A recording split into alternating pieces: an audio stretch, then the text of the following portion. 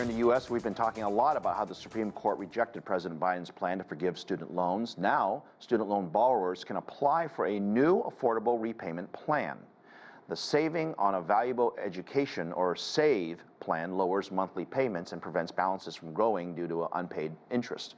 According to the Department of Education, loan repayment for some people's student loans will be limited to 5% of their income.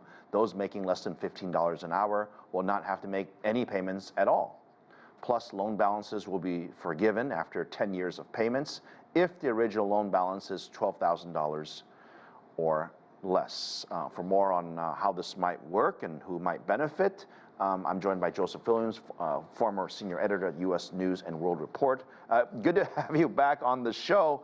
You know, we've discussed this topic before, and I don't understand why it's controversial, but somehow it is, and it's become political when it really doesn't need to be. But these are folks who took on student debt, some a lot, some a little, some responsible, some not responsible. There has to be a way to help those who need the help the most. Is this plan going to achieve that? It's a step in the right direction, and it will achieve something. I mean, whether or not it's justifiable depends on who you ask. What's not controversial is the fact that college costs has doubled since 2010. It costs almost $27,000 a year for an in-state tuition diploma, and some $55,000 in the ballpark a year for a private diploma. So these costs are only rising. The student debt ratio, what Obama is, or rather, I beg your pardon, what Biden is looking to do is try to bring some relief that he couldn't get through the Supreme Court through a series of directives and presidential actions. The SAVE Act, people believe that it will relieve some student debt burden for lower income people. It's going to be kind of tricky to execute. It's still going to cost the government several billions of dollars. But he believes that it's a way to start the economic engine by providing some relief to people who are drowning in student debt and can't seem to get ahead because they're paying for what they thought would be a diploma that was a ticket to the middle class. The original plan, let's call it plan number one, was rejected. This is sort of revised plan number two. Is this a done deal, or are we going to have objections to this?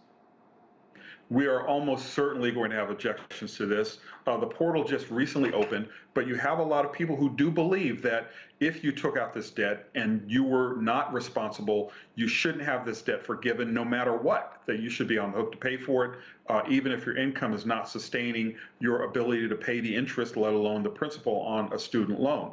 So it's going to be controversial. It's likely to be challenged in court. What the courts will do remains to be seen, because Biden, you can rest assured, after getting the smackdown at the Supreme Court, he probably examined whether or not he was going to face legal issues on this as well. But the main point is that he wants to be seen as doing something. He wasn't able to fulfill his campaign promise of relieving all student debt, so he wants to at least look like he's trying to do everything he can, everything within his power, to try to make this happen. Well, I think he's fulfilling that promise. I mean, this is sort of round two in this plan. But here's my question. Aside from politics, if you and I were managing a financial institution that's providing loans to students who need help, people borrow money to go to school because they need the money. I'm making that assumption. They need the money to go to school because they need help to pay for their tuition, books, and lifestyle. These loans are designed for those in need. If you ask them that they don't need to pay this back, these financial institutions, why should they ever make any student loans ever again to anybody? Well, that's a very good point. I think what is going on here, the central dynamic is that over the last couple of decades, Americans have been sold a dream of sorts. The fact that if you get a college education, you are going to make a middle-class income. What has happened over the intervening years is that pay rates have gone down or remained stagnant while the number of work hours have gone up. Employers are getting more out of less, more work hours out of fewer people, and the job market, at least when you went as an undergrad, is really tight. So we anticipate that we would have to pay for college. College costs, meanwhile, have spiraled out of control as the government has paid less and less and states pay less and less to make that tuition burden a little bit lower. So what you have here is almost a perfect storm of people feeling obliged to go to college to get ahead, but being unable to afford college because it's so high. So you take out these high interest loans, or these low interest loans rather, at high amounts, thinking that you're going to get a return on the investment, and it just simply does not happen once you graduate and end up working at Starbucks or some kind of low wage job. Joseph, I mean, I agree with you. Not everybody has to go to college. They probably should not take on more loan than they necessarily need, but it's not my job to question whether somebody should or should not take out a loan. Neither is it my job to tell someone they should or should not go to school, right? It's sort of their decision. Mm-hmm. But once they've made that decision, we as a society should assist those that need help, which I think we're all happy to do so. If you don't have these folks pay down their student loans, somebody is paying the bill for this.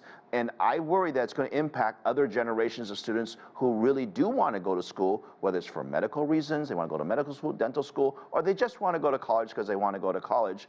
They're going to have a harder time getting access to loans, wouldn't they?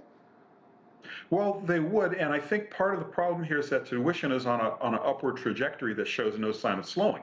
So our generation, or my generation rather, in college paid far less than what my daughter is paying for her diploma, and it shows no sign of stopping. I think the real problem here is tuition costs are spiraling out of control, and yes, someone will be on the hook for those student loans, and it's going to be the taxpayer. It's going to add to what your previous guest was talking about, the national debt, and something that we're going to burden our grandchildren and their children with over the long haul. So I think the entire system needs reform. I think if we're going to have real talk, the Biden plan kind of nibbles around the edges, but doesn't really address the central problem, which is the cost of college and how high-wage jobs require a secondary education.